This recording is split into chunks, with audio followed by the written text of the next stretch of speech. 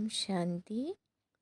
आज हम 23 अक्टूबर 2025 के महावाक्य सुनेंगे। आज मीठे प्यारे शिव बाबा बोले, मीठे बच्चे, शिव बाप आए हैं तुम बच्चों को तैरना सिखलाने। शिव बाप आए हैं तुम बच्चों को तैरना सिखलाने, जिससे तुम इस दुनिया से पार हो जाते हो। बाबा कहते हैं जिससे तुम क्या होता है, इस कलयुगी पति दुनिया से पार हो जाते हो। तुम्हारे लिए दुनिया ही बदल जाती है। कैसी हो जाती है? एकदम नई दुनिया, जिसको बाबा क्या कहते हैं? बैकुंठ, सतयुग। आज का प्रश्न है, आज बाबा ने पूछा, जो बाप के मददगार बनते हैं, भगवान के मददगार बनते हैं, उन्हें मदद के रिटर्न में क्या प्राप्त होता है? भाई भगवान की मदद करेंगे, भगवान बाप है हमारा, तो मदद के रिटर्न में फिर हमें वो क्या प्राप्ति कराते हैं? उत्तर है, जो बच्चे अभी बाप के मददगार बनते हैं, उन्हें बाप ऐसा बना देते हैं जो आधा कल्प कोई की मदद लेने व राय लेने की दरकार नहीं रहती। तो क्या बना देते हैं? महाराजा, विश्व महाराजा। ऐसा महाराजा बना देते हैं जो बाबा कहता है कि तुम्हें आधा कल्प तक, पूरा 2500 तक किसी से ना कोई मदद लेने की ज़रूरत पड़ेगी और ना ही किसी प्रकार से कोई सलाह या राय लेने की ज़रूरत है। कितना बड़ा बाप है, सोचो। कहते हैं बच्चे, तुम मेरे मददगार नहीं होते तो हम स्वर्ग की स्थापना कैसे करते? क्योंकि कहते हैं ना, अकेला चना भाड़ क्या फोड़े। तो भगवान को भी है ना सहयोग के लिए भुजाएं चाहिए। कहते हैं ना, ब्रह्मा की 1000 भुजाएं। तो भगवान बाप जब आते हैं तो उन्हें हम बच्चों की भुजाएं सहयोग के रूप में इस कार्य को संपन्न करने के लिए चाहिए। क्योंकि भगवान हमारे लिए ही तो आए हैं ना, वही तो सतयुग लाएंगे। तो फिर हम सब मिल के जब सतयुग में राज्य करेंगे तो सुखी हो जाएंगे। इसलिए बाबा कहते, बच्चे ये स्वर्ग का कार्य हम सब मिल करके करते हैं। अच्छा, ओम शांति, ओम शांति। सुनते हैं मुरली को विस्तार से। मीठे मीठे नंबरवार, अति मीठे रूहानी बच्चों प्रति रूहानी बाप समझाते हैं, क्योंकि बहुत बच्चे बेसमझ बन गए हैं।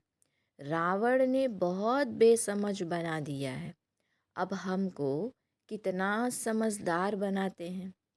कोई आईसीएस का इम्तहान पास करते हैं तो क्या समझते हैं?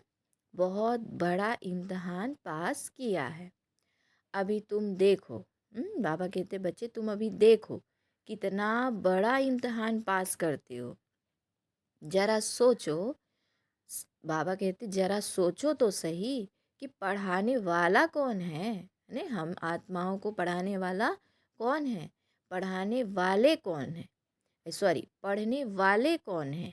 तो यह भी निश्चय है, हम ही कल्प कल्प हर 5000 वर्ष बाद बाप टीचर सदगुरु से फिर मिलते ही रहते हैं। हम ही मिलते रहते हैं। सिर्फ तुम बच्चे ही जानते हो हम कितना उच्च ते उच्च बाप द्वारा उच्च मर्तबा अर्थात वर्षा पाते हैं। टीचर भी वर्षा देते हैं ना, पढ़ा करके। तुमको भी पढ़ा करके तुम्हारे लिए ही दुनिया को ही बदल देते हैं।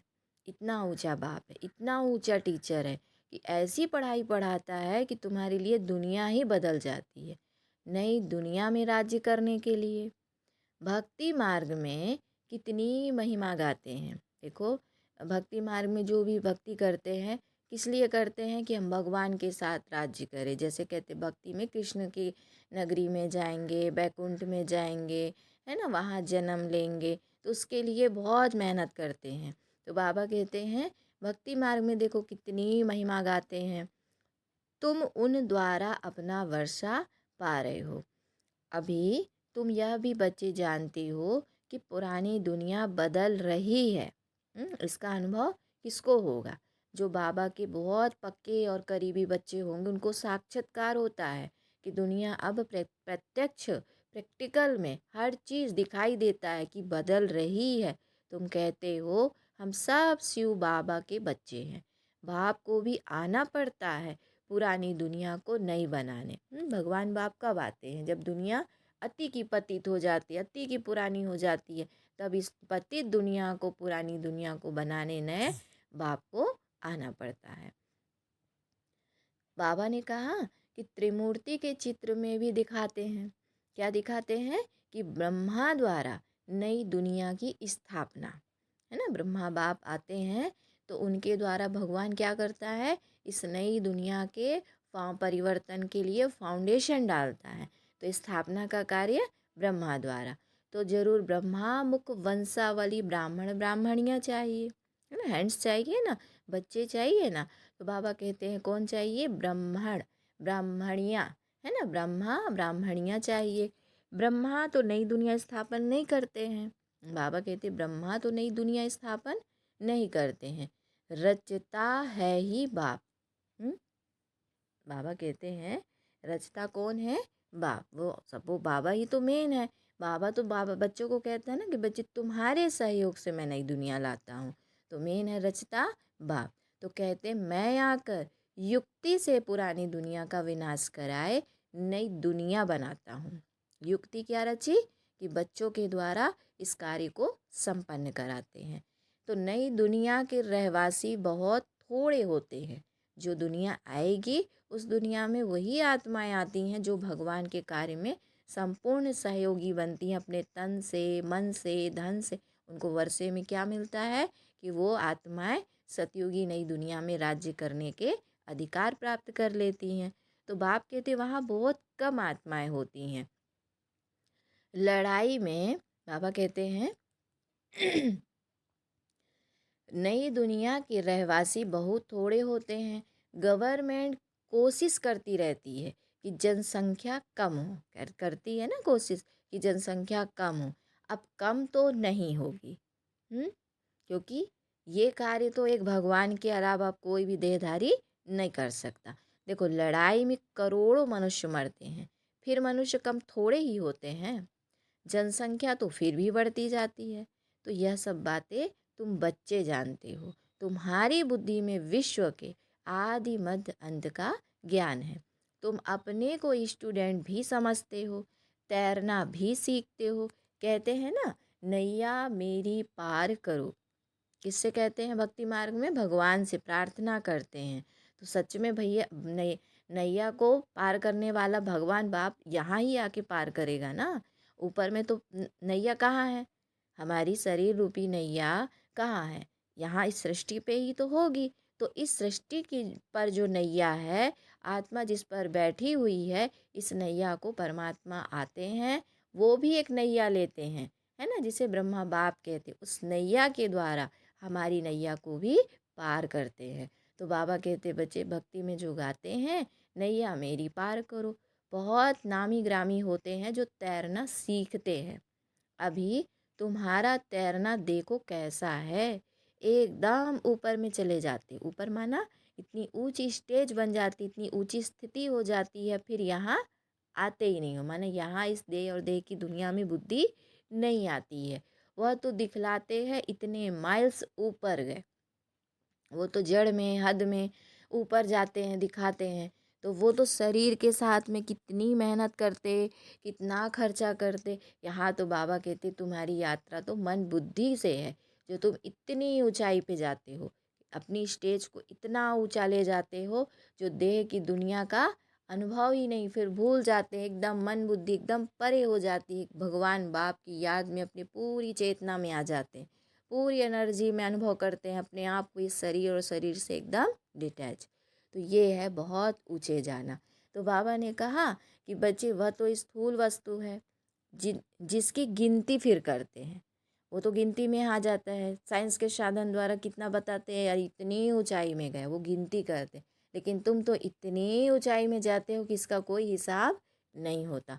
तुम्हारा तो अनगिनत है। तुम जानते हो हम आत्माएं अपने घर चली जाएगी जहाँ सूर्य चांद आदि ही नहीं होते। सूर्य चांद आदि नहीं होते का मतलब इस सृष्टि से इतने परे हो जाते हैं कि सूर्य चांद जैसी चीज़ें, माना जड़ चीज़ें, जो भी हद की चीज़ें हैं, उसका हमें कोई भी भान नहीं होता है। तुमको खुशी है, हमारा घर ऊपर है, हम वहाँ के रहने वाले, ऊपर माना ऊंची स्टेज में हम आत्माएं हैं ना। बाबा कहते हैं ना अपनी भ्रकुटी में विराजमान रहो। तो भ्रकुटी क्या, इतनी ऊंची स्टेज, मैं आत्मा इस शरीर से अलग बिल्कुल ज्योति बिंदु हूँ, निराकार हूँ, है ना। देह में आने के बाद मैं इस देह की दुनिया में फंस जाती हूँ, लेकिन जैसे ही मैं अपने को निश्चय करती हूँ मैं आत्मा सत्य चित्त आनंद स्वरूप हूँ, तो मेरी सारी खुशी, मेरी सारी एनर्जी एक जगह स्टोर हो जाती है और वो परमात्मा की याद में लग जाती है। तो बाबा कहते हैं कि तुमको तो खुशी है कि वह हमारा घर है, हम वहाँ के रहने वाले हैं। मनुष्य भक्ति करते हैं, पुरुषार्थ करते हैं मुक्ति धाम में जाने के लिए। मुक्ति धाम, मुक्ति माना देह और देह की दुनिया से परे हो जाना, लेकिन वो क्या सोचते हैं कि हम परमानेंट परे हो जाए, फिर हमें इस धरती में आना ही नहीं है। लेकिन भगवान क्या कहते हैं, मोक्ष किसी को नहीं मिलता, यहाँ तक कि भगवान को भी ड्रामा में पार्ट प्ले करने के लिए अपने समय पर आना पड़ता है।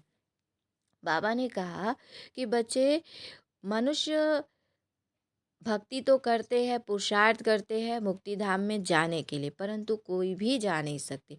मुक्ति धाम में भगवान से मिलने की कोशिश करते हैं, अनेक प्रकार के यत्न करते हैं।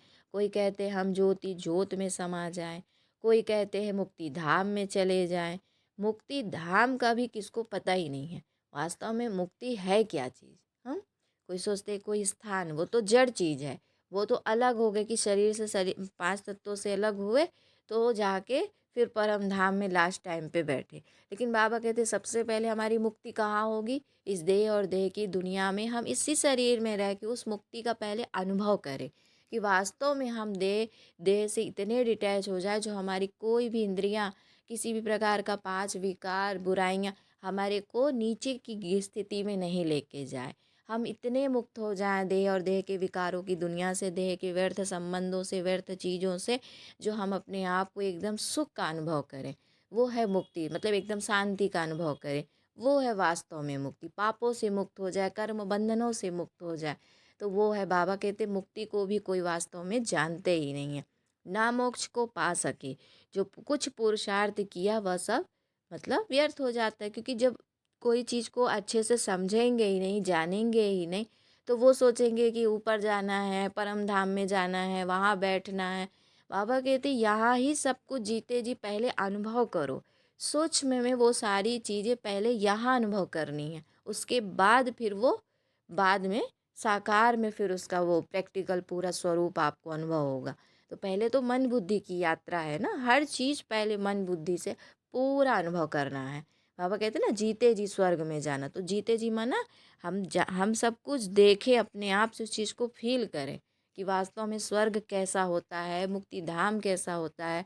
बाबा कहते हैं पहले तो ये सब चीज़ें समझना है, जब समझेंगे तब उसके हिसाब से पुरुषार्थ होता है। और अभी तुम ब्राह्मण कुलभूषण, बाबा कहते अभी तुम ब्राह्मण कुलभूषणों का पुरुषार्थ सत्य सिद्ध होता है।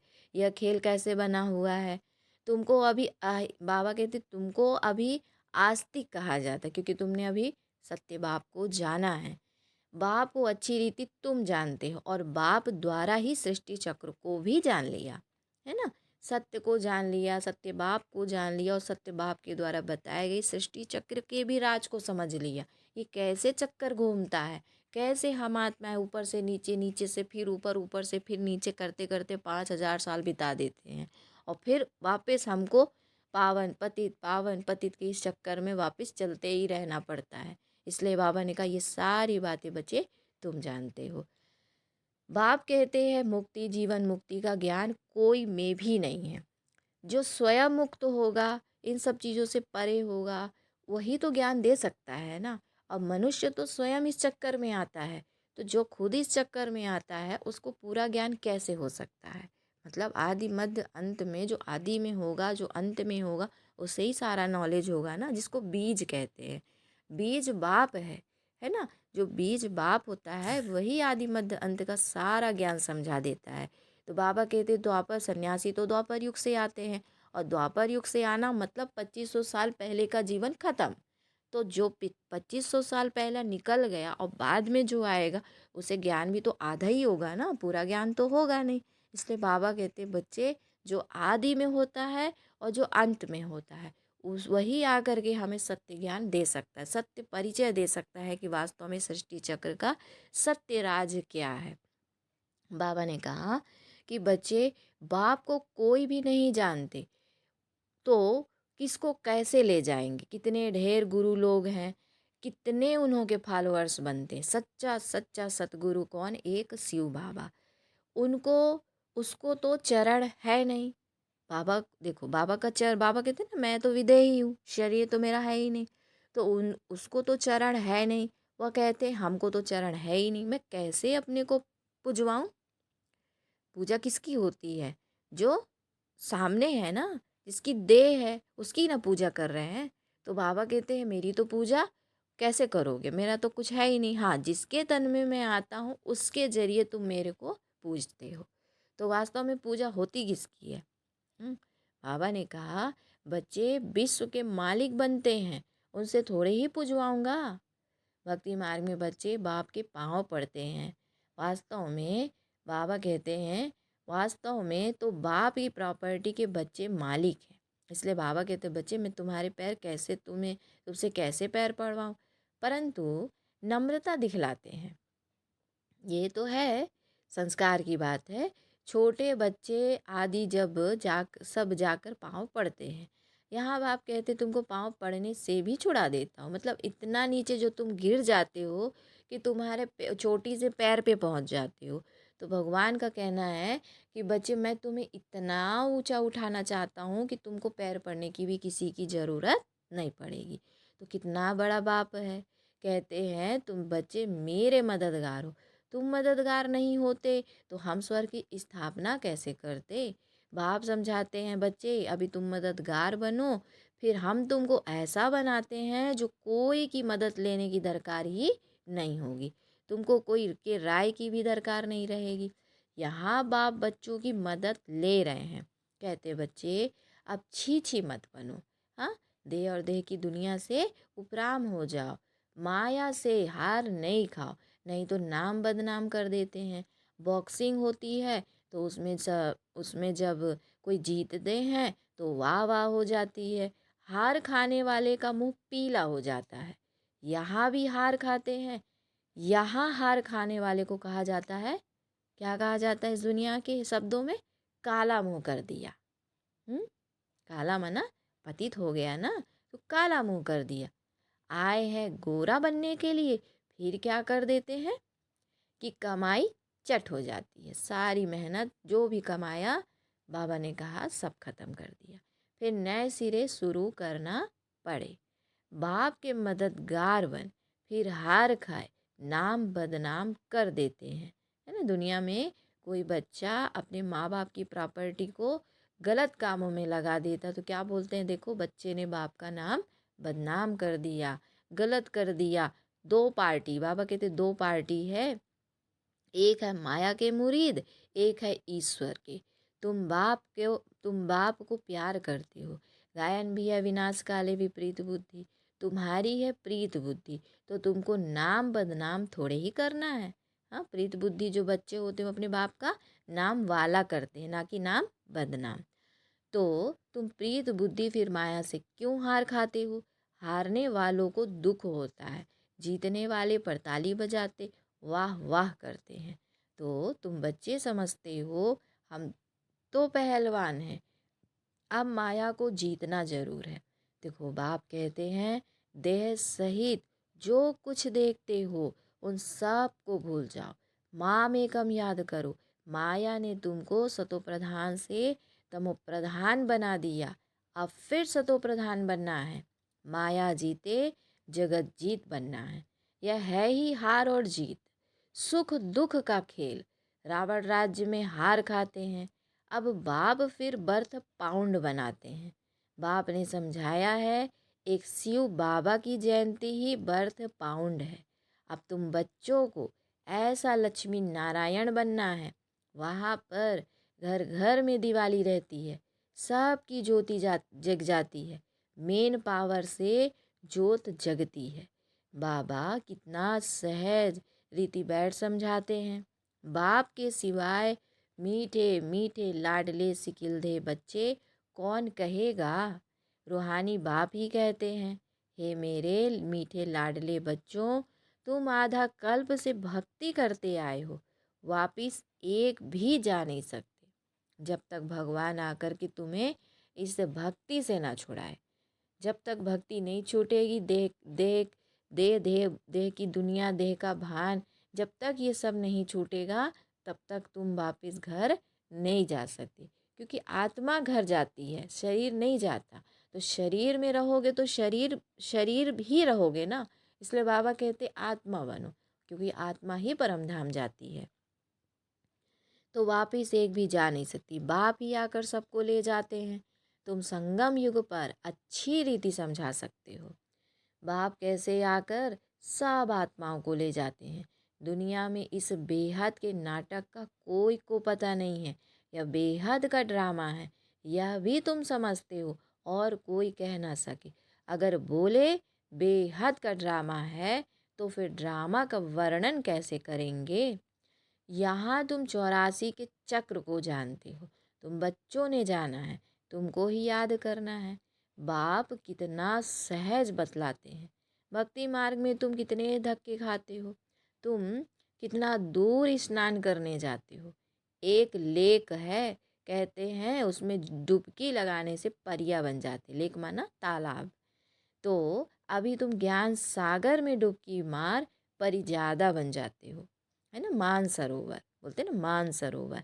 तो बाबा ने कहा कोई अच्छा फैशन करते तो कहते नहीं, या तो जैसे परी बन गई है ना। ये तो स्थूल फैशन में परी बन जाते, लेकिन बाबा वास्तविक में इतनी सुंदर पवित्र आत्मा बन जाती है, जो वास्तव में वो आत्मा इतनी हल्की हो जाती है देह और देह की दुनिया, संबंधों से, कर्मों के हिसाब किताब से, जो कि वो अपने आप में एकदम परी की तरह हल्का फुल्का अनुभव कर, जिसको बाबा फरिश्ता बोलते हैं। तो बाबा कहते वो तो मेकअप करके परी बन जाते हैं, लेकिन रहते तो जड़ में ही है ना। बुद्धि कहाँ रहती है, देह और देह की दुनिया में वो फंसे ही रहते। उनको क्या बोलेंगे, उनको हद की परी बोलेंगे, विनाशी परी। लेकिन भगवान जो परी बनाता है वो अविनाशी परी हो जाती है। तो बाबा कहते हैं अभी तुम भी रत्न बनते हो, बाकी मनुष्य को उड़ने पंख आदि हो नहीं सकते, ऐसे उड़ ना सके। उड़ने मतलब बुद्धि से इतना हल्के हो जाना, जो भगवान बाप की याद में उड़ जाना। तो उड़ने वाली है ही आत्मा। आत्मा जिसको रॉकेट भी कहते हैं, आत्मा कितनी छोटी है। जब सब आत्माएं जाएगी तो हो सकता है तुम बच्चों को भी साक्षात्कार हो। बुद्धि से बाबा कहते हैं तुम बच्चों को साक्षात्कार भी हो, बुद्धि से समझ सकते हो कि यहाँ तुम वर्णन कर सकते हो सकता है। जैसे विनाश देखा जाता है, वैसे आत्माओं का झुंड भी देख सकते हो कि कैसे जाते हैं। हनुमान गणेश आदि तो है नहीं, परंतु उनका भावना अनुसार साक्षात्कार हो जाता है। बाबा तो है ही बिंदी। हाँ, भगवान जो बाप है निराकार ज्योति बिंदु, वो तो है ही बिंदी। उनका क्या वर्णन करेंगे। कहते भी हैं छोटा सा स्टार है, जिसको इन आँखों से देख नहीं सकते। जब इन्हें देख ही नहीं सकते तो अब उसका वर्णन क्या करेंगे। कितना बाबा कहते हैं, तो इन आँखों से देख ही नहीं सकते। शरीर कितना बड़ा है जिससे कर्म करना है, आत्मा कितनी छोटी है उसमें 84 का चक्र नूंधा हुआ है। तो एक भी मनुष्य नहीं होगा जिसको यह बुद्धि में हो कि हम 84 जन्म कैसे लेते हैं, है ना। अपने ही पार्ट का पूरा 84 का चक्कर कैसे हमने बजाया, इसको अभी कोई भी बच्चे अपने नहीं जानते। जिसको बाबा ने कहा कि आत्मा में कैसा पार्ट भरा हुआ है, वंडर है। आत्मा ही शरीर लेकर पार्ट बजाती है, वह होता है हद का नाटक। यह है फिर बेहद का। तो बेहद का बाप खुद आकर अपना परिचय देते हैं। जो अच्छे सर्विसेबल बच्चे हैं वह विचार सागर मंथन करते रहते हैं, किसको कैसे समझाएं। कितना तुम एक एक के साथ माथा मारते हो, फिर भी कहते हैं बाबा हम समझते ही नहीं हैं। कोई नहीं पढ़ते तो कहा जाता है यह तो जैसे पत्थर बुद्धि है। तुम देखते हो यहाँ भी कोई 7 रोज में ही बहुत खुशी में आकर कहते हैं बाबा पास चले। कोई तो कुछ भी नहीं समझते। मनुष्य तो सिर्फ कह देते हैं पत्थर बुद्धि पारस बुद्धि, परंतु अर्थ नहीं जानते। आत्मा पवित्र बनती है तो पारसनाथ बन जाती है। पारसनाथ का मंदिर भी है। सारा सोने का मंदिर नहीं होता है, ऊपर में थोड़ा सोना लगा देते हैं। तुम बच्चे जानते हो, हमको बागवान मिला है, कांटे से फूल बनने की युक्ति बतलाते हैं। गायन भी है ना, गार्डन ऑफ अल्लाह। तुम्हारे पास शुरू में एक मुसलमान ध्यान में जाता था, कहता था खुदा ने हमको फूल दिया, खड़े खड़े गिर पड़ता था, खुदा का बगीचा देखता था। अब खुदा का बगीचा दिखाने वाला तो खुद खुदा ही होगा, और कोई कैसे दिखलाए। तुमको बैकुंठ का साक्षात्कार कराते हैं, खुदा ही ले जाते हैं। खुदा तो वहाँ रहते नहीं, खुदा तो शांति धाम में रहते हैं। तुमको बैकुंठ का मालिक बनाते हैं। कितनी अच्छी अच्छी बातें तुम समझते हो। खुशी होती है, अंदर में बहुत खुशी होनी चाहिए। अभी हम सुख धाम में जाते हैं, वहाँ दुख की बात नहीं होती। तो बाप कहते हैं सुख धाम शांति धाम को याद करो।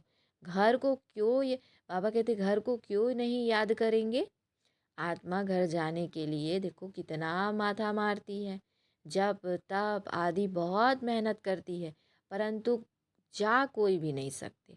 झाड़ में नंबरवार आत्माएं आती रहती हैं, फिर बीच में कैसे जा सकती हैं। बाबा कहते जबकि बाप ही यहाँ है तो ऊपर जाने का क्या। यहाँ ही सब भगवान, अभी तो भगवान बाप यहीं आए हैं तो सभी यहाँ भी हैं, तो ऊपर कैसे जा सकते हैं। तो तुम बच्चों को रोज समझाते रहते हैं कि शांति धाम और सुख धाम को याद करो।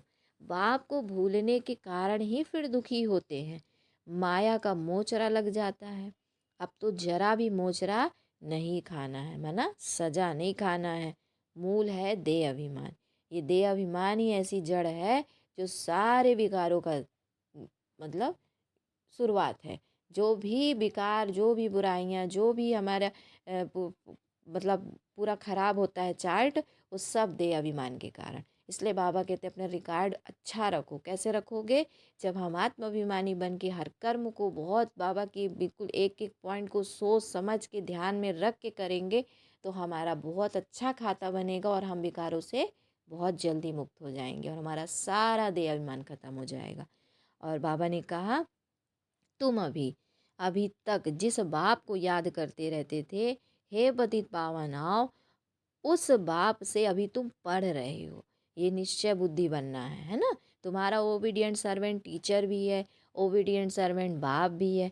बड़े आदमी नीचे, बड़े आदमी नीचे हमेशा लिखते हैं ओबीडियंट सर्वेंट, है ना। तो बाप कहते हैं मैं तुम बच्चों को देखो कैसे बैठ समझाता हूँ। सपूत बच्चों पर ही बाप का प्यार होता है। जो कपूत होते हैं अर्थात बाप का बनकर फिर ट्रेटर बन जाते हैं, विकार में चले जाते हैं, तो बाप कहेंगे ऐसा बच्चा तो नहीं जन्मता तो अच्छा। एक के कारण कितना नाम बदनाम हो जाता है, कितने को तकलीफ होती है। और यहाँ तुम कितना ऊंचा काम कर रहे हो, विश्व का उद्धार कर रहे हो, और तुमको 3 पैर पृथ्वी के भी नहीं मिलते हैं। क्योंकि सत्य पे चलोगे तो कोई भी साथ नहीं देता सिवाय एक भगवान बाप के।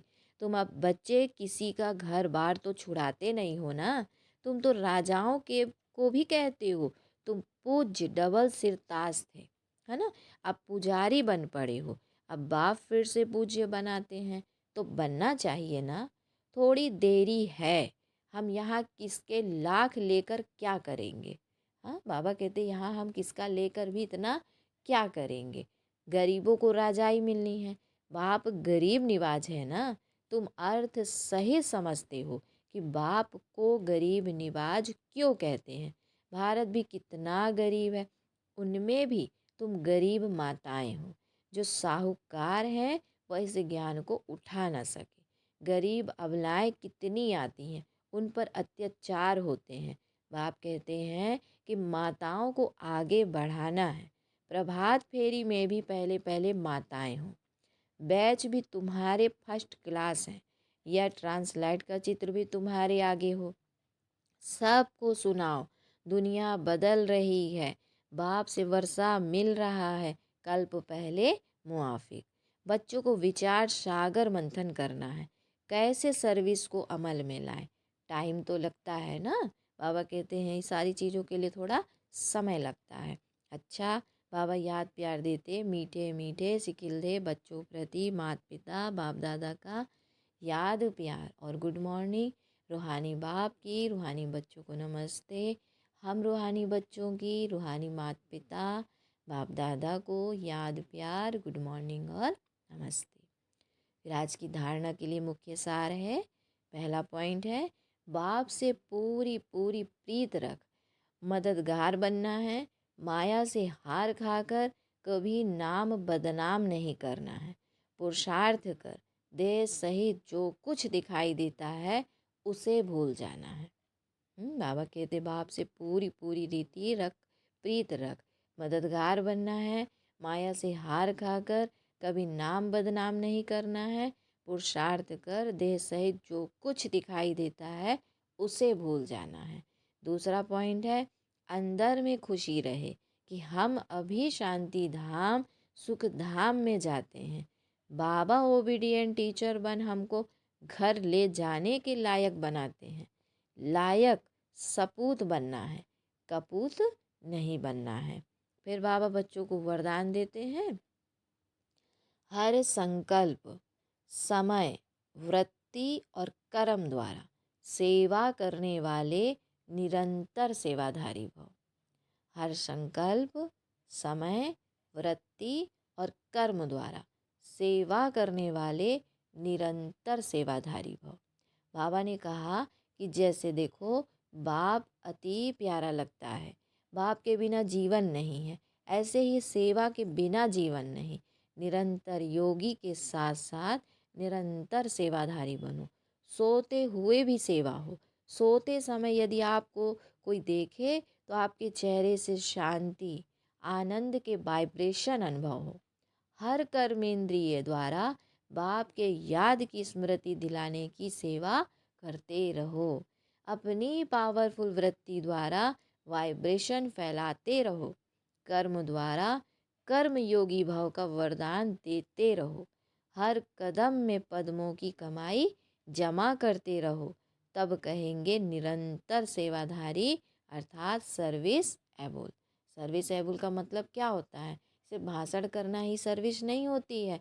बाबा कहता है एक एक कर्मेंद्रिय से वो शांति की ऊर्जा निकले, वो सुख की वाइब्रेशन निकले, वो शुभ भावना की फीलिंग्स आए, जो भी आपके ओरे में आए उसको ऐसा लगे जैसे कि मैं कोई पवित्र आत्मा के संपर्क में हूँ, मैं एक देव आत्मा के संपर्क में हूँ। बहुत सुख और शांति का अनुभव करें। इसको कहते हैं पावरफुल एनर्जी, एकदम प्योर एनर्जी।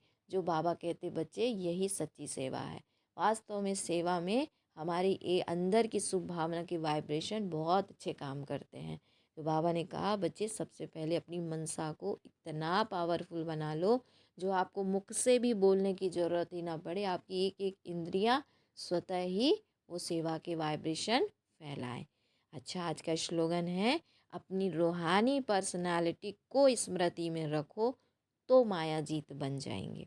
रूहानी पर्सनालिटी को स्मृति में रखो तो माया जीत बन जाएंगे। फिर आज की अव्यक्ति सारी की पॉइंट है, जैसे वाणी की प्रैक्टिस करते करते वाणी के शक्तिशाली हो गए हो, ऐसे शांति की शक्ति के भी अभ्यासी बनते जाओ। आगे चल वाणी व स्थूल साधनों के द्वारा सेवा का समय नहीं मिलेगा। कब की बात है?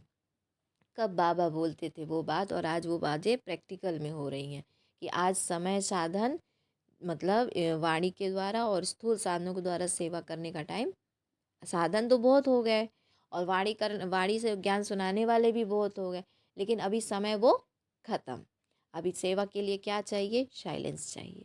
साइलेंस की पावर से सेवा होगी अब।